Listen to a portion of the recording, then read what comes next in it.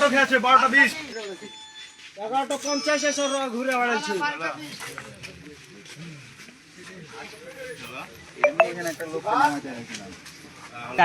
গাড়ি নিয়ে ঢুকেছে এরা ভাই। কার লোক ঢুকেছে? জামাতের লোক ভাই, জামাত। আচ্ছা, মুজিবুরের লোক। মুজিবুরের লোক। হ্যাঁ, কে ঢুকেছে নাম কি জানো? না, নাম যাই না, শোনা যাচ্ছে যে থানা আমির। থানা আমির। গোদাগাড়ি থানা আমির। আচ্ছা, উনি কি টাকা পয়সা দিচ্ছিল?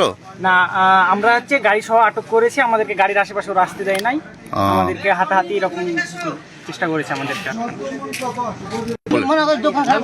এখানে আমরা কিন্তু আমাদের এই আলিপুরের নির্বাচনী অফিস মানে বিএনপির যে অফিস আছে এই অফিসে আমরা 12টার দিকে অলরেডি ওখানে, তারপর যখন 12টাতে ওখানে আমরা অলরেডি অবস্থান করছি। 12টা থেকে তারপর আমরা ইনফরমেশন পেলাম যে এখানে একটা মাইক্রো ধরে জামাতে।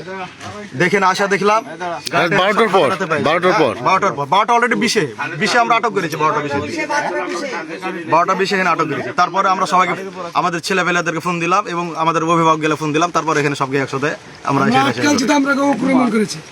এবং আমরা আটকাচ্ছি, আমরাকে মানে ধাক্কা ধাক্কি হ্যান ত্যান আমরা। আপনি কিছু আপনি একটু বলেন কিছু। আমি এই আলিপুর নির্বাচনী ভোট কেন্দ্রের আহ্বায়ক বিএনপির। আমি তোমার সাবেক সেক্রেটারি আর যুগ্ম সম্পাদক।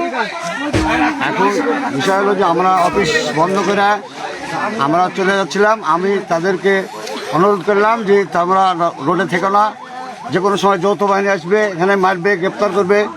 তারপরে ওরা অপেক্ষা করছিল এই গাড়ি, জামাতের এই গাড়ি আসা ওদের সাথে আমাদের হিন্দু মহলের জামাতে কে ছিল? গাড়িতে কে ছিল? চেষ্টা করছিল। জামাতের এই যে আমির আছে, কি নাম ওনার?